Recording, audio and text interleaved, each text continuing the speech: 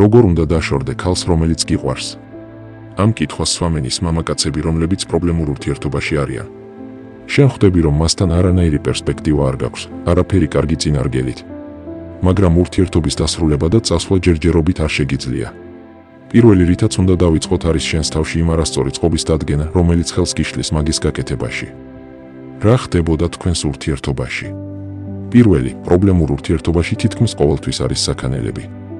დიდი ალბათობით თქვენ უკვე არაერთხელ დაშორდით და შერიგდით. ამას ადამიანი ეჩვევა. გამოდის, რომ თქვენ სიტყვიერად რომ ციჩხუბოთ და დაშორდეთ, რამდენიმე საათის ან დღის შემდეგ რომელიმე თქვენგანი დგამს პირველ ნაბიჯს და რიგდებით. და ეგ ნაბიჯი შეიძლება რაღაც მიზერული იყოს, მაგრამ თქვენ შინაგანად ხვდებით, რომ შერიგების დროა. და რაც უფრო მეტი იყო ეგეთი დაშორებების იმიტაციები, მით უფრო გირთულდება რეალურად დაშორება. მეორე პუნქტი, ამ საკითხზე არსებობს არაერთი კვლევა, რომელიც მარტივად შეგიძლიათ მოიძიოთ ინტერნეტში. თუმცა მოკლედ გეტყვით, რომ ყველა მათგანი საერთო ჯამში შეგვიძლია დავყოთ ორ კატეგორიად. ერთში არის ნათქვამი, რომ დაშორების შემდეგ ადამიანის ბიოქიმიაში ოქსიტოცინი იწყებს მატებას და ზუსტად ამ მიზეზით ჩნდება შერიგების სურვილი. მეორეში კი პირიქით, ოქსიტოცინი რომ იკლებს, მაგიტომ გინდებათ შერიგებაო. სინამდვილეში მაგას დიდად არ აქვს მნიშვნელობა, ჩვენ არ გვჭირდება ეგ ნიუანსები. ჩვენ სხვა რამ გვჭირდება. ამიტომ უბრალოდ დავაფიქსიროთ, რომ ეგეთი ფენომენი არსებობს, რადგან ამ ლექციის მიმდინარეობისას გამოგვადგება. როდესაც თქვენ ჩხუბობთ, როდესაც ქალი ღიად მიუღებლად იქცევა, შენ იმ მომენტში სიტუაციურად ისე გრძნობ, რომ სრული მზადყოფნა გაქვს, რომ სამუდამოდ გაწყვიტო მასთან ურთიერთობა. იმ მომენტში ეჭვიც კი არ გეპარება, აი უტყუარი მომენტია, 107%-ით ხარ დარწმუნებული, რომ ეს საბოლოო დაშორებაა. მაგრამ როგორც კი მაგას იზამ, ეგრევე იწყება შენს ჰორმონალურ სისტემაში ცვლილება. შედეგად 1 საათის შემდეგ, 1 დღის, 1 ან რამდენიმე თვის შემდეგ, ანუ ადრე თუ გვიან ეგ ბრაზი აორთქლდება და დაგეწყება ნოსტალგია. ზოგი ამ დროს საერთოდ გაუსაძლისად ცუდად გრძნობს თავს.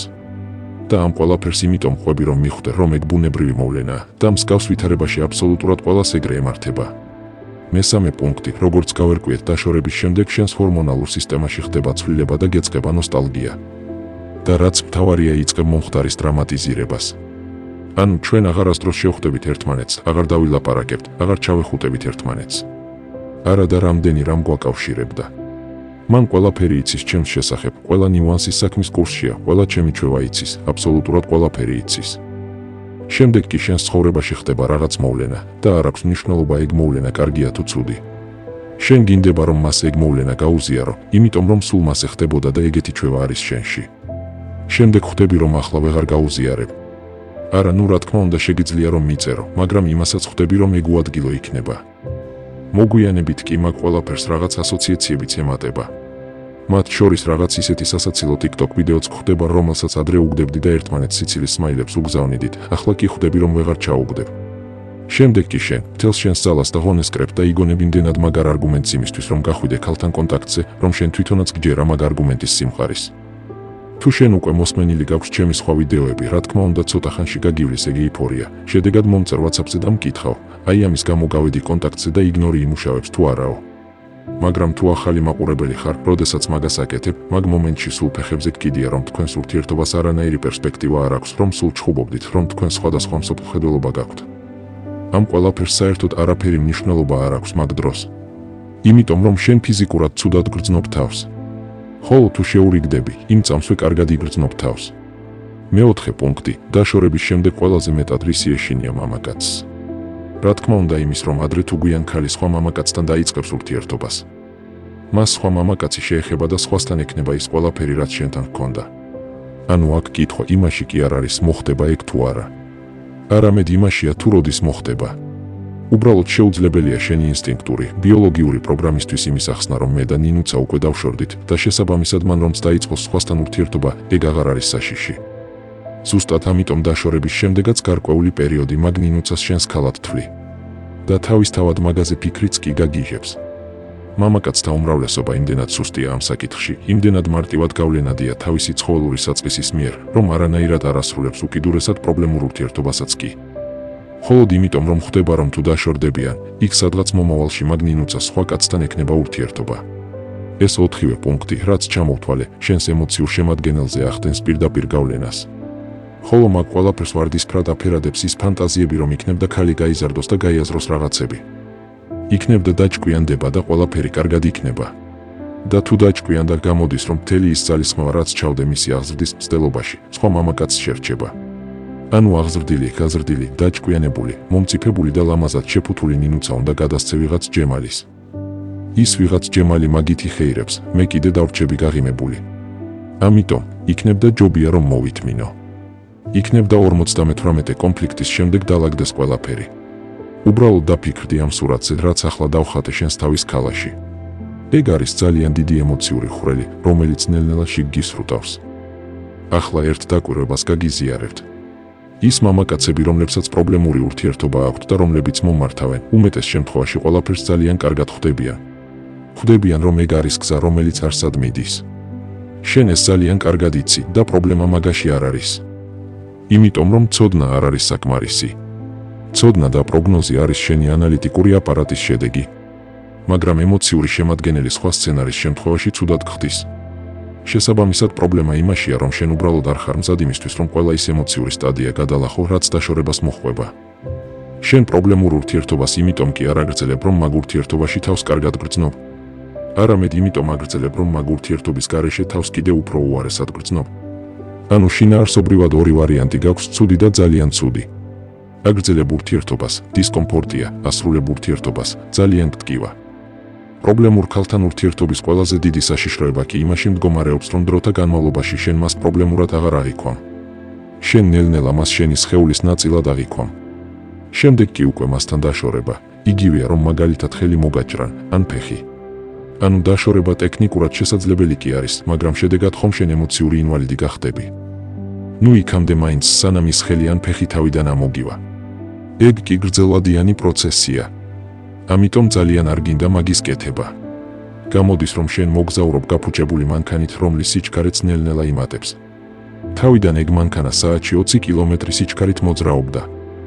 მაგ დროს მაქედან გადმოხტომა მარტივად შეგეძლო, რადგან შედეგად ძალიან მცირე, მიზერულ დაზიანებებს მიიღებდი. მაგრამ შენ ხომ არ იცი, რომ ეგ მანქანა გაფუჭებულია, არ იცი რა გელის წინ. იმ მომენტში, როდესაც ურთიერთობაში პრობლემები ჩნდება, სიჩქარე უკვე 50-მდეა მომატებული. უკვე ხვდები, რომ რაღაც ისე არ არის, თუმცა მძიმე დაზიანებების გარეშე გადმოხტომა ჯერ კიდევ შესაძლებელია. მაგრამ შენ მაინც არ გადმოხტი. რატომ? იმიტომ რომ შენ თავი მოიტყუე, რომ ეგ უბრალოდ გზა იყო გაფუჭებული და მაგიტომ შეგვაზანზარაო. ცოტა ხანში ავტობანზე გავალთ და ყველაფერი კარგად იქნება. და როდესაც უკვე საათში 100 კილომეტრს გადააჭარბებს ეგ მანქანა და ისეთ ზანზარს დაიწყებს, რომ თავს ვეღარ მოიტყუებ, უკვე გვიანი იქნება. გადმოხტები, ზიანია, არ გადმოხტები და იცი, რომ ადრე თუ გვიან სერიოზულად აილეწები. ეს უკვე ის მომენტია, როდესაც მძიმე ემოციური განცდების გარეშე დაშორება შეუძლებელია და ამას უნდა შეეგუო. ახლა კი მოკლედ მოგიყვებით, თუ როგორ შეიძლება მაგ მანქანის სიჩქარის ოდნავ მაინც დაკლება. პირველი პუნქტი, შეეშვი ქალის აღზრდას. შეეშვი მისი არაადეკვატური ქცევების შეზღუდვას. იმიტომ რომ როდესაც მისი აღზრდით და შეზღუდვით ხარ დაკავებული, მაგ მოვლენას შენთვის ბონუსად იმის იმედი მოჰყვება, რომ ის შეიძლება შეიცვალოს. ამიტომ პირიქით, მიეცი მას სრული თავისუფლება. მიეცი მას უფლება გააკეთოს აბსოლუტურად ყველაფერი, რაც მას მოესურვება. უბრალოდ დააკვირდი და გაანალიზე რეალურად რა უნდა მას. ხოლოდ ამ ვითარებაში შეგეძლება შენს თავის ქალაში მისი პიროვნების შესახებ რეალური, ობიექტური წარმოდგენის ჩამოყალიბება. გავა 1 ან 2 თვე და მიხვდები, რომ რეალურად შენ მას არ იცნობდი. მეორე პუნქტი, დააგროვე დისკომფორტი. მაგალითად თუ ის მიუღებლად იქცევა, ნუ ეჩხუბები მას, ნუ ცდილობ მის სწავლებას, რომ ასე არ შეიძლება და ისე უნდა აკეთო. როდესაც ეჩხუბები და ბოლს უშვებ, შემდეგ ვეღარ შორდები. ამიტომ უბრალოდ მოითმინე. მოითმინე და დააგროვე ეგ დისკომფორტი იქამდე, სანამ სრულიად არ გაცივდები. სანამ არ შეიგრძნობ მოქმედებისთვის სრულ მზაობას. შემდეგ ბევრად მარტივად შეძლებ დაშორებას. მესამე პუნქტი არის გულჩვილი, ინფანტილური რომანტიკოსებისთვის. თუ შენ ფიქრობ, რომ თქვენს ურთიერთობაში პრობლემები მხოლოდ ქალის ბრალი არ არის და შენი ბრალიცა, მაშინ მომდევნო 1 თვის მანძილზე უნდა გახდე იდეალური მამაკაცი. იქამდეც კი შეგიძლია დაიყვანა, რომ ქალს პუნქტებად ჩამოათვლევინო ყველაფერი, რაც მას შენს ქცევაში არ მოსწონს. და თავისთავად უნდა გამოასწორო ეგ ყველაფერი და უნდა გახდე მისთვის იდეალური მამაკაცი. უმეტეს შემთხვევაში, როგორც პრაქტიკა მიჩვენებს, ეგ პრობლემები არსად არ ქრება. სამაგიეროდ შენ ხვდები, რომ ყველაფერი გაითვალისწინე, ყველაფერი ისე ქენი, როგორც მას უნდოდა და შესაბამისად იმასაც ხვდები, რომ პრობლემა შენში არ ყოფილა. მეოთხე პუნქტი, რისი გაკეთებაც შეიძლება არის პაუზა. ურთიერთობის დაპაუზება გაძლევს იმის შესაძლებლობას, რომ დაშორებისგან გამოწვეული დრამატიზაციის ტემპერატურას დაუწიო. მასეთ ვითარებაში პაუზა შენთვისაც და ქალისთვისაც სასარგებლოა. პაუზა გულისხმობს იმას, რომ არ უნდა შეხვდე ქალს პირადად, რადგან თუ შეხვდები პაუზის სცენარი უბრალოდ განულდება. შეგიძლია ვირტუალურად ეკონტაქტო ქალს, მაგრამ ეგ კონტაქტი მინიმუმამდე უნდა შეამცირო, თუმცა არ უნდა გაწყვიტო. ანუ პაუზა არ არის იგნორი, არ უნდა დაიგნორო ქალი. დაპაუზება ორივეს შეგძენთ მზაობას იმისთვის, რომ გარკვეული დროის შემდეგ ორივესთვის შედარებით უმტკივნეულოდ დასრულდეს ურთიერთობა. ახლა კი ჩამოგითვლით იმას, თუ რისი გაკეთება არავითარ შემთხვევაში არ შეიძლება თუ შენ გადაწყვიტე, რომ დაასრულო პრობლემური ურთიერთობა. პირველი პუნქტი: გაბრაზება და განრისხება. არავითარ შემთხვევაში არ უნდა ეცადო ბრაზის დაგროვება და საკუთარი თავის დატომბვა იმისთვის, რომ მე ერთიანად ამთხვევე ყველაფერი და ისე დაშორდე. რისხვა არის მოკლევადიანი ანესთეზია, რომელიც რამდენიმე დღეში გაგივლის. შენ შეიგრძნობ, რომ მაგ ანესთეზიისგან ფხიზლდები, ხოლო ქალზე გაბრაზება კი აღარ შეგიძლია. ეგ კი იმას ნიშნავს, რომ შენში უკუსლო დაიწყო და ცოტა ხანში ის მოგენატრება კიდევაც. ბონუსად კი მაგ ყველაფერს თავისთავად დანაშაულის გრძნობაც მოჰყვება. მეორე შეცდომა არის იმის მცდელობა, რომ დაშორებისას კარგი და კეთილი ურთიერთობა შეინარჩუნოთ. მაგის გაკეთება ამ ეტაპზე შეუძლებელია. დაშორების შემდეგ რამდენიმე წელი რომ გავა, მერე პოტენციურად შესაძლებელია ეგ, მაგრამ დღეს და ახლა არა. მესამე შეცდომა: რატომ არ ღირს სხვა ქალებზე გადართვა? პირველ რიგში იმიტომ, რომ ეგ უსამართლობაა ახალი ქალის მიმართ. მეორე, იმიტომ, რომ ნებისმიერი ახალი ქალი შენ აუცილებლად ყოფილზე უარესი გეგონება. შედეგად ისევ ემოციები და ისევ ნოსტალგია მოგაწვება. მესამე ქვეპუნქტი: შენ ისევ დაუფიქრებლად და უაზროდ შედიხარ ახალ ურთიერთობაში, რომლის შედეგებთანაც მოგვიანებით ისევ მოგიწევს ბრძოლა. ამ ლექციის დასასრულისკენ კი მინდა გითხრათ შემდეგი. ყველა ის ანალიზი, რასაც გაწვდით, იმისთვის არ გაწვდით, რომ საკუთარი თავი ქალების მიმართ ნეგატიურად დათმობოთ. თუ შენ ბრაზდები ქალზე, თუ გწყინს მისი, თუ განრისხებულ მდგომარეობაში ბანჯგვლიან მუშტებს ირტყა მკერდზე და მით უმეტეს თუ შურისძიება გინდა, ესე იგი შენ ვერაფერიც ვერ გაგიგია.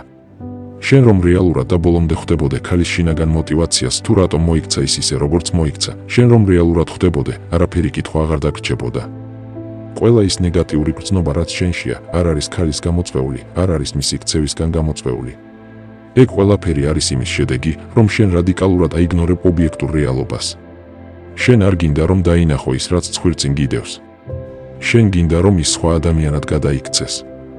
შენ შენივე ხელით იტყუებ თავს. შენ რეალობას უარყოფ და შენივე ხელით აშენებ ღრუბლებზე საკუთარ სამოთხეს და მაგ საკუთარ გამოგონილ სამოთხეზე ამყარებ იმედებს. იქნებ და ერთ დღეს ის შეიცვალოს, იქნებ და ის სხვა ადამიანად გადაიქცეს. მე შენი მჯეროდა, შენ კი იმედები გამიცრუეო, ეს ფრაზა ხომ არაერთხელ გვსმენია. ანუ შენივე ხელით ააშენე არარსებული ვარდისფერი კოშკი და შემდეგ გაბრაზდი ქალზე, რომ მან ეგ არარსებული ვარდისფერი კოშკი ჩამოანგრია. და მე მესმის, რომ როდესაც ადამიანი დაგაღალატებს, ეგ მტკივნეულია. მაგრამ ჩემი მოკრძალებული აზრით, მაგის გარე სამყაროზე გადაბრალება ცოტა არ იყოს ინფანტილური მიდგომაა. გამყიდველმა მომატყუა, დამსაქმებელმა მომატყუა, რეკლამამ მომატყუა, ეს ყველაფერი არის ინფანტილური მიდგომა. ნდობას აქვს თავისი კოეფიციენტი, რომელიც ადამიანმა ჯერ რეალურად უნდა დაიმსახუროს და შემდეგ უნდა მიანიჭო. შენ კი შენს თავში შენივე ხელით შექმნილი ვარდისფერი კოშკების ხარჯზე ანიჭებ. ახლა კარგად მომისმინე, ჩემო მეგობარო. მოდი ცოტა ხანი დააპაუზე შენი დედამიწა, დაფიქრდი და გადაწყვიტე, ვინ გინდა რომ იყო. მთელი შენი ცხოვრება საწყალი მსხვერპლი გინდა რომ იყო, რომელსაც სულ ღალატობენ და საცოდავ მდგომარეობაში ტოვებენ. თუ შენი ცხოვრების სცენარის მართვა გინდა, თუ შენ გინდა რომ შენი ცხოვრების რეალური მმართველი გახდე, მაშინ ყველა ის შეცდომა ერთადერთი, ვისაც უნდა დააბრალო, არის შენი თავი. და მე აქ იმას არ გულისხმობ, რომ უნდა დაჯდე და თავზე თმები იგლიჯო. არა, დრამატიზაცია არასდროს არ არის კონსტრუქციული, ყოველთვის დესტრუქციულია. უნდა დაჯდე და გაანალიზო, თუ რომელმა შენმა არასწორმა ქმედებებმა მიგიყვანა მაქამდე. რაც შეეხება ვიდეო კურსებს, რომლებიც ძალიან დაგეხმარება. ხშირად მეკითხებიან მსგავს ვითარებაში, რომლებიც ჯობია რომ დავიწყო. პირველი, ყველაფერი ქალების შესახებ. მეორე, ქალის გაცნობა და ურთიერთობის დაწყება ძლიერი პოზიციიდან. და მესამე, ურთიერთობის მმართველი. ბმული ტრადიციულად ვიდეოს ქვეშ არის.